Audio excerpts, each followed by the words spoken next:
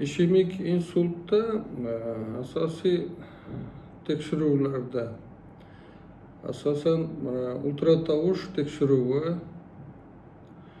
duplex skanerlash va transkranial doppler sonografiyasi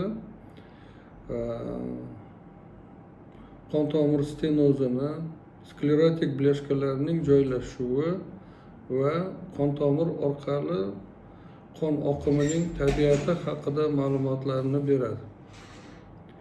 Kompyuter tomografiyasi esa ishemik insult tashxisini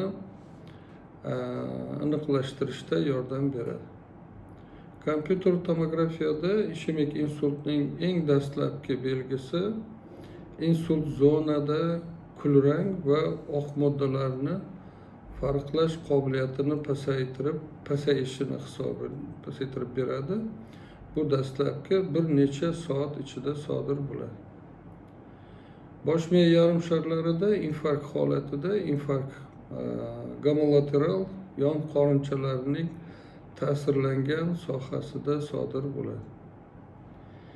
Infarkt faqat 24 soatdan 48 soatgacha soatdan keyin bosh miya to'qimasining zichligi, buni biz gipotenziv soha ham deb aytamiz, zichligini pasayish sifatida aniqlanadi. Biroq kompyuter tomografiya tekshiruvi bosh miya qon aylanishining buzilishini dastlabki bir necha soatda bosh miya qon ketishini aniqlash mumkin.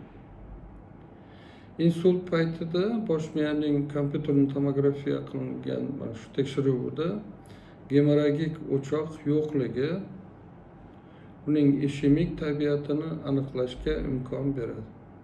E'tiboringiz uchun rahmat. Kanalimizda qoling.